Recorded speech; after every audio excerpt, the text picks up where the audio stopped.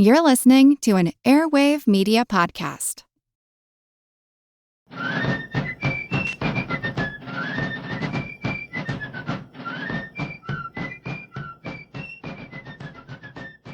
Hello, and thank you for joining the American Revolution. This week, episode 372, Washington's Southern Tour. Now, we left off last week with George Washington leaving Philadelphia in March 1791, just after the first Congress finally ended. The second Congress did not plan to meet until December, giving Washington 9 months before he needed to be back in the capital. As president, Washington hoped to visit all the states in the Union.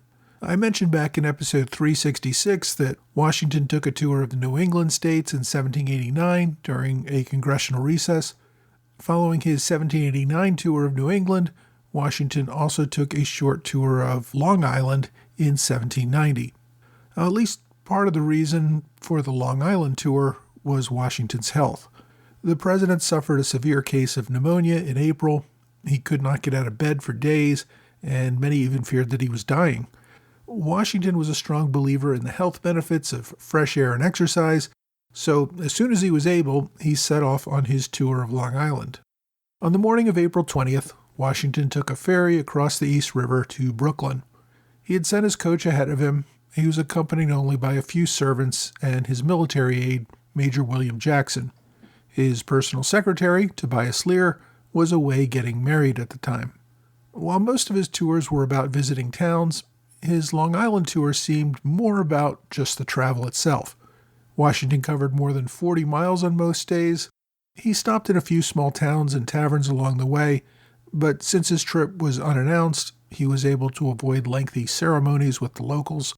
He did, however, make a point of visiting Setauket and meeting with several members of the Culper Spy Ring who had helped him during the war, and many of whom he had never met in person before. After 5 days, Washington returned to New York. His diary is mostly full of discussions of the soil and of the efforts of locals to rebuild after years of British occupation during the war. He also recommended building a lighthouse near Montauk on the eastern end of Long Island. Later in 1790, in August, Washington made another trip. Back during his 1789 tour of New England, Washington had avoided Rhode Island because it had not yet joined the Union. After Rhode Island finally ratified, Washington scheduled a visit to the state. Unlike his earlier presidential tours, when Washington traveled only with a few servants, he was accompanied on this trip to Rhode Island by a sizable party of other officials, including Secretary of State Thomas Jefferson, New York Governor George Clinton, and Supreme Court Justice John Blair. During his 1789 tour, Washington had traveled by coach so that he could stop in all the local towns along the way and meet with people. Rhode Island was meant to be a much faster in-and-out trip, so the group simply sailed from New York City directly to Newport. Locals, of course, celebrated his visit, greeting him with cannons and parades. The town's leaders greeted him at the wharf and escorted him through town. It was during this visit that the president visited the Jewish congregation at Newport, giving an address that assured them that religious toleration in America was not limited to Christians. In an address that Washington wrote in cooperation with Thomas Jefferson, he famously said, quote, "For happily the government of the United States, which gives to bigotry no sanction, to persecution no assistance, requires only that they who live under its protection should demean themselves as good citizens, in giving it on all occasions their effectual support." Washington spent only one night in Newport before boarding a ship back the following day to return to New York City. So by 1791, Washington had toured all of New England and was already well acquainted with the mid-Atlantic states, where he had regularly traveled between his home in Virginia and the capitals of New York and Philadelphia. Up until this time in his life, Washington had never visited the South. His southernmost trip came in 1751, when he traveled by ship with his brother Lawrence to visit Barbados for Lawrence's health, but Lawrence didn't get any better, and George contracted smallpox. That trip was by ship and did not stop in any other colony on the continent. Washington may have gone to part of North Carolina in the early 1760s when he was touring the Great Dismal Swamp in search of western lands for investment, Part of that swamp is in southern Virginia, and part of it is in northern North Carolina. Whether he did actually cross over the line, the more important point is that he didn't visit any major cities of the southern colonies before his 1791 trip. During the Revolution, Washington never traveled south of Virginia, leaving the fighting in that area to other generals. So a couple of weeks after Congress adjourned in 1791, Washington packed up and headed south. Spring rains had made the roads muddy and travel difficult. As I said last week, his first objective was to visit Georgetown, Maryland. There he met with property owners who were trying to finalize the land deals for the new federal capital. Because the roads were so bad, he actually made part of this trip by boat to Annapolis and then went from there overland to Baltimore. In both Annapolis and Baltimore, he was received, of course, by leading politicians and subjected to ceremonies and parades. The travel in the South was pretty different from the North. Most Southerners who wanted to travel to another state went by boat. Overland travel was much less common. The roads were in much worse shape. There were far fewer taverns or public houses to provide room and board for travelers. Washington, of course, wanted to go overland so that he could meet the people along the way, but that proved difficult. In preparation for the trip, Washington had a new coach built that could handle the rougher roads that he expected to encounter. He had also fired his driver a few months earlier due to excessive drinking. His new driver was a Hessian who spoke questionable English. As he did during the New England tour, the president traveled without a retinue of leaders. Once again, William Jackson accompanied him, serving as both bodyguard and secretary. The rest of the travelers were hired staff and slaves. Washington's new coach used 4 horses. A baggage wagon required another 2 horses, and then there were another 5 horses who were brought along for riding. This included Washington's white charger that he typically rode into large towns. The president also brought along his greyhound, who he had named Cornwallis. After his negotiations in Georgetown and a meeting with L'Enfant and his commissioners, Washington traveled back to Mount Vernon, where he rested for a week. He left home feeling refreshed and in good spirits. That feeling would not last long. When he reached the Occoquan River, which was about 10 miles from Mount Vernon, he had to take a ferry across the river. About 50 feet from shore, his horses got spooked and fell into the river, almost dragging the carriage with them.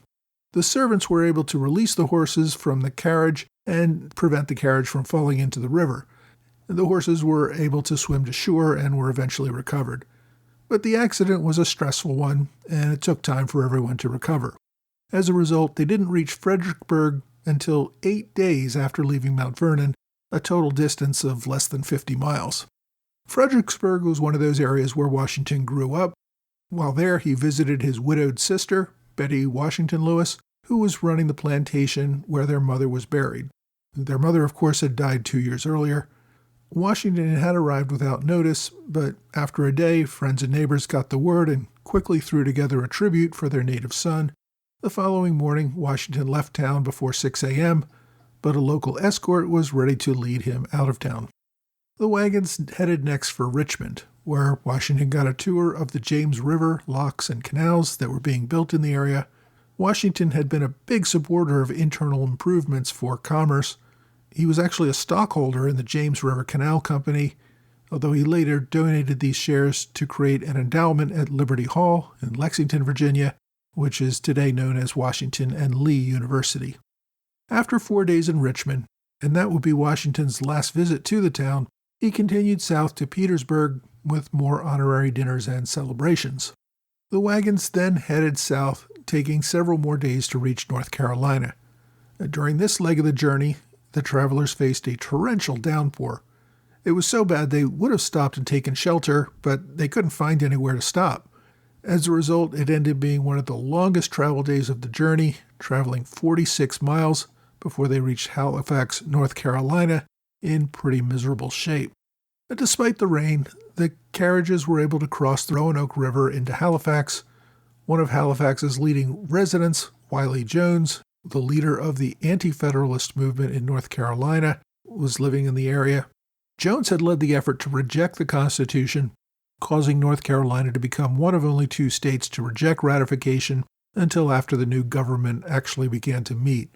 Washington had been warned ahead of time that although Jones respected Washington as a person, he would not share a meal with any U.S. president, believing that the federal government was there to destroy their freedoms. So Washington was moving into a little bit of hostile territory here. People were uncomfortable with the federal government and therefore the leader of it, even if they did respect him as a person. Instead, Washington met with Congressman John Ashe, who hosted a dinner with some of the friendlier leaders in the area. I'm not going to bore you with all the details of every ceremony he had during this lengthy trip into the South, but typically these dinners that he attended would include at least 13 toasts. Popular toasts included to the Union, to Congress, to the sacrifices of the Continental Army, etc. The late Benjamin Franklin would also be remembered, as would be the King of France, the French Assembly, and the Marquis de Lafayette. There would also be more general toasts, such as to peace and liberty. President Washington would usually offer a toast of his own to the state that he was visiting. Of course, a toast to the president himself was also a big one. Although everyone wanted to meet the president, particularly welcome guests were local politicians, fellow Masons, as well as veteran officers from the Society of the Cincinnati. Washington continued his trek through North Carolina. Through much of the area, there were not even small towns to visit. His diary records days of seeing nothing but pine trees.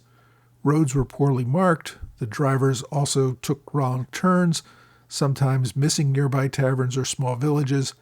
Usually they could find some isolated village or cabin to give them shelter for the night, but this was a very uninhabited area of the country. Washington's train was headed for Wilmington on the coast. It was about 2.5 weeks since leaving Mount Vernon that they finally arrived in Wilmington on Easter Sunday. The town was aware of their approach, and an escort of men met them about 14 miles outside of town.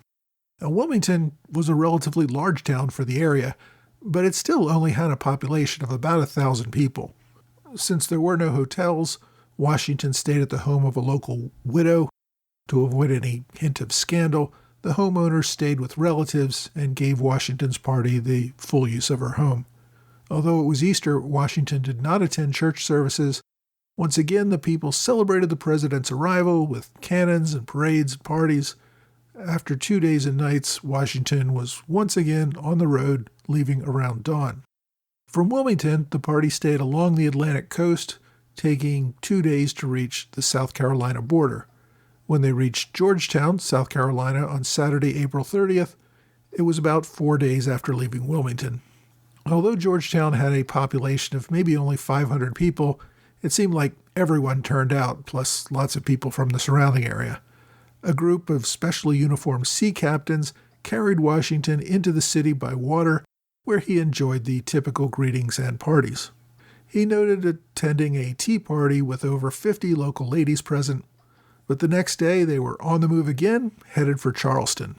As the largest city in the South, Charleston pulled out all the stops for the president.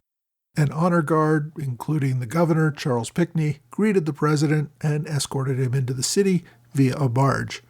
Again, since there were no decent hotels in the city, officials rented the private home of Thomas Hayward and provided domestic servants for the president's stay. He attended parties, dances, and dinners every night, including one at the Exchange Building, where 400 people crammed into that small building. In addition to the usual parties and parades, Washington also took time to visit Fort Moultrie and Fort Johnson, which were the sites of important battles during the war. Washington remained in Charleston for a week, remaining until Sunday, May 7th, when he attended services at both St. Philip's and St. Michael's churches in Charleston. He left the town the following day. Before he left the state, he had one final visit to make. He rode out to Sandy Hill Plantation, the home of his cousin, William Washington. William was actually a distant cousin. He was the son of George Washington's second cousin. The two men did not know each other well through their family lines, but the younger Washington had proven himself a capable cavalry leader during the war. He had been born and raised in Virginia, but Colonel Washington had served under Generals Lincoln, Gates, and Greene in South Carolina, tangling several times with British Colonel Tarleton's cavalry. He had also been taken prisoner near the end of the war after being injured at the Battle of Eutaw Springs. While on parole as prisoner, he met and married Jane Riley Elliott, whose family owned Sandy Hill Plantation. After the war, William managed the plantation and specialized in breeding horses. Washington visited with his cousin. As a horse breeder, the men had a lot to talk about. Washington even agreed to send William a sire for breeding mules. After his visit, Washington headed for Georgia, and this would be the last state in his trip. The trip to Savannah was delayed by a short stop at the Mulberry Grove plantation along the Savannah River. Georgia had given this plantation to General Nathanael Greene for his service in protecting Georgia's independence during the war. Greene, unfortunately, had died of heat stroke back in 1786, but Washington met with his widow, Katie Greene, who still lived there. During the war, Washington had spent hours dancing with Katie at various parties. The two spent a few hours reminiscing before Washington continued on his way. Savannah saw the typical celebrations. His unusual nighttime arrival found the town lit up with candles, torches, and tar barrels illuminating his way. Washington spent a few days attending parties, church services, and visiting nearby battlefields. From there, he headed upriver to Augusta for more celebrations there. Savannah would be the southernmost point of Washington's trip. He had mostly traveled down the eastern parts of the states to get there, so for his return trip, Washington mapped out a route along the western frontiers of the southern states. He spent 3 days in Columbia, the capital of South Carolina, where he enjoyed a dinner and a reception at the State House. He then visited the Camden battlefield and Baron de Kalb's grave. He moved on to Charlotte, North Carolina, and then to Salem. He remained an extra day in Salem to allow Governor Alexander Martin to get there and offer his compliments. Martin had not only served as a colonel in the Continental Army, he was one of the leading political leaders that finally convinced North Carolina to ratify the Constitution. After meeting up in Salem, the two men went to Governor Martin's plantation, where Washington remained overnight. The two men also visited Guilford Courthouse battlefield. By the time Washington crossed back into southern Virginia, it was already early June. He had passed through a number of small towns in western Virginia before finally returning to Mount Vernon by mid-June. Now, probably worn out by his travels, Washington took 2 weeks to relax at home. Martha and the grandchildren were still up in Philadelphia. He caught up on his correspondence while he was at Mount Vernon and spent some time riding around his properties just to check everything out. By the end of June, Washington was back in his coach again, headed north. Now, he didn't go directly to Philadelphia. Instead, he headed back to Georgetown, where he reviewed the progress on the federal city with the commissioners and landowners. He spent a couple of days riding around with L'Enfant and Ellicott to get a better idea of how this new city was being laid out. From there, Washington rode up to Frederick, Maryland, and then on to York and Lancaster in Pennsylvania for yet more receptions and parades. Washington remained in Lancaster for the celebration of the 15th anniversary of independence. The following day, he started out for Philadelphia, finally arriving back in the capital on July 6th. The people of Philadelphia, of course, welcomed him back with more celebrations and more parades.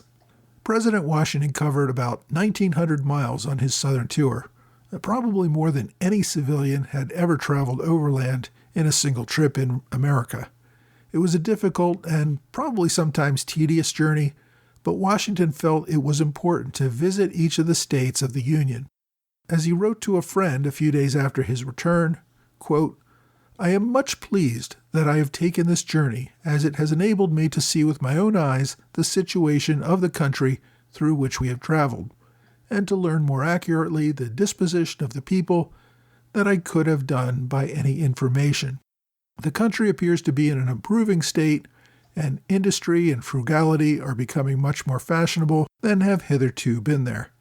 Tranquility reigns among the people, with that disposition towards the general government which is likely to preserve it. They begin to feel the good effects of equal laws and equal protection." So, having visited all 13 original states, Washington would not embark on another major tour of the country ever again. He never felt the need to visit Vermont or Kentucky to welcome them into the Union. The time for his longer travels was done.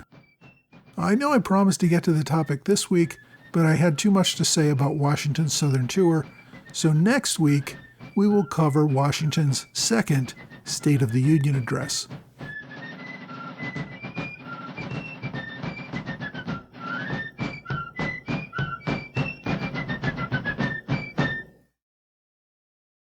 Hey, thanks for joining the American Revolution Podcast After Show on the Airwave Media Network. Thanks to my Patreon supporters in the Alexander Hamilton Club, George Davis, Michael Mulhern, Mitchell Anderson, and Gordon Kemp. Thanks to Robert Morris Circle supporters, Anthony McGinnis, and Keith Mello. I also want to welcome Scott Osborne, who joined at the Privy Council on Patreon recently, and thanks to Bob Wong for a one-time gift via PayPal.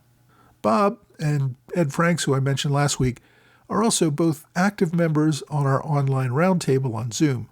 We typically hold one roundtable a month, but this month we're actually holding two. We held one shortly before the release of this episode, and there'll be one later this week. If you want to participate live on Zoom in any future events where you can ask questions of the authors that join us, you're more than welcome. Just sign up for my mailing list. I can assure you that I use this list for almost nothing other than invitations to these events, so you probably won't get more than 2 emails per month. And of course, I never give your email information to anyone else. Being on my mailing list simply means you get advance notice of these live events and you get a Zoom link so that you can participate. This week we covered Washington's Southern tour. I threw in a little bit about his Rhode Island trip and his multi-day ride across Long Island. As president, Washington thought it important to go see the country for himself and to meet with the people he was responsible for governing. This is one tradition that never really caught on. Future presidents did not make an effort to travel to every state during their presidency. After all, it was time-consuming, and all the accolades in every small town had to get tedious after a time, although some of his successors probably wouldn't have gotten quite as many accolades as Washington did. I mentioned briefly that the people of Charleston, South Carolina, paid for a portrait of Washington to be painted to celebrate his visit. They hired John Trumbull to paint that portrait. While I was recently in Charleston, friend of the show Mimi Wood told me a great story about this portrait. Trumbull, of course, had painted many portraits of Washington already. He had also just been in Charleston a few months before Washington's visit, painting portraits of several important South Carolina leaders. After Trumbull returned to Philadelphia, he received this commission from the Charleston leaders to paint a full-length portrait of Washington for their city hall. The one he painted on this occasion looked pretty much like the portrait that he had already painted of General Washington after the Battle of Princeton. A younger General Washington was standing in front of his horse. The leaders in Charleston asked South Carolina Congressman William Smith to inspect the painting before shipping. Smith was disappointed. He said he thought the painting should reflect the older, more heavy-set Washington as he looked at the time of his visit, not the young general from 15 years earlier. He also was upset that Charleston was not painted into the background of the painting. Trumbull was upset at having to start over and having to get Washington to sit for a second portrait. However, he did so. The second painting reflected an older Washington, still in front of his horse, and this time with Charleston painted into the background. Trumbull, however, also did something unexpected. The horse was standing backwards with his rear end prominent. The city of Charleston appeared between the horse's legs, and the horse had its tail raised as if it was about to take a dump on the city. Despite this, questionable positioning of the horse, Charleston accepted the painting, and it still hangs in City Hall today. I wasn't able to actually see it during my visit, though, since public access is prohibited when the mayor is in the office. My book recommendation this week is George Washington's 1791 Southern Tour by William Bingham. As you can guess from the title, this book is really focused on the Southern Tour. I already recommended another book for my episode on the New England Tour, which actually covers both the New England Tour and the Southern Tour. There is also a book that is exclusively dedicated to Washington's Long Island ride, if you're interested in more on that story. But my book recommendation today is focused just on the Southern Tour. It's a short book, about 150 pages, and much of it deals with the author describing his experience traveling around modern Charleston in Washington's footsteps. But if you want to focus on Washington's Southern tour, this book is it. George Washington's 1791 Southern Tour by Warren Bingham. There is also another book that covers the Southern tour, and this is an older one in the public domain. I've included this and a bunch of other sources on my blog entry for this episode, but instead of choosing that, my online recommendation is the story about the Trumbull painting with the backwards horse. I just found it to be a short and funny story that happened during this event, so I thought you might like to read more about it. You can access the link, of course, on my blog, my show notes, or my website. My question this week asks, how might American history have been different if King George managed to reconcile with the American colonists? Well, at the outbreak of the Revolutionary War, the Continental Congress appealed to the king to help work out a compromise between the colonies and Parliament. It was only after George III rejected their petitions and called on Parliament to crush the rebellion militarily that the colonies moved on to the idea of independence. Your question suggests that the king might have intervened and worked out a system whereby the colonies could help pay for the costs of the empire, but would have either had some control over the limits of taxation or at least had some say in the body that was imposing these taxes. For me, it's hard to come up with a political solution that would have worked in the longer term. I can't see Parliament wanting to give representation in Parliament to the American colonies, and inevitably all the other colonies around the world. British representatives would quickly find themselves to be in a minority in their own legislature. A more workable solution might have been for each colonial legislature, or perhaps the Continental Congress, to continue having some veto power over costs and taxation. Perhaps the Privy Council would have coordinated between Parliament and the other various legislatures in establishing tax and trade policies throughout the empire. Now, this might have worked for a time. I don't think the empire could remain intact permanently. The colonies were just growing larger and more powerful than Britain itself. They would have chafed at trade regulations and other rules preventing the growth of industry and manufacturing in the colonies. They would have objected to efforts blocking Western expansion. Other issues, including the abolition of slavery, probably would have eventually created greater conflicts within the empire. At some point, there would be another war over seceding from the empire. The best outcome probably would have been a peaceful separation, much like what happened when Britain established its Commonwealth, essentially giving independence to places like Canada and Australia. So those countries are largely independent, but they still pay nominal homage to the king. In such an alternate history, George III probably would have been remembered as a hero for being the defender of English liberties. The American colonies would have remained loyal well into the 19th century. This might have also caused Britain to focus less on colonizing places like India and Australia. When America did become independent, it probably would have broken up into individual countries. Large states like Virginia or New York would have become independent nations. Smaller states, like those comprising New England, might have bound together to form one country. But in a peaceful separation, it's unlikely that all the states would have put aside their differences to form a single United States. As a result, America overall would have developed more slowly, Western expansion would have slowed, meaning much of what is today the Western U.S. would probably be more dominated by Spanish influence. Industry would have grown much slower under a colonial system, and much of the wealth would have flowed to Britain. Americans would have gone to fight and die in greater numbers in European wars of the 19th century. They might have eventually gone to war with each other over various territorial disputes. More importantly, America would never have existed as an example of free self-government. It would not have inspired the same sort of revolutions in France, Latin America, and eventually all of Europe. While there may still have been revolts or revolutions against colonialist oppression, the goal of a free and democratic government probably would not have been as powerful without the American example. Today, North America would probably be made up of a dozen or more countries that were regularly fighting with one another. Even if they could form some sort of economic confederation like we see in Europe today, it would never have become a superpower that could have defeated fascist and communist and other totalitarian movements around the world. In other words, powers like Russia, China, and Iran would probably be much more powerful and control much more of the world today. The Revolutionary War and the move for independence had a huge impact on the course of history. Without it, we would quite simply live in a very different world today, and in my view, it would probably end up being a much worse world. If you have a question you'd like me to answer, please reach out to me, either via email or on X, Facebook, Quora, or Reddit. Well, that's all for this week. I hope you will join me again next week for another American Revolution podcast.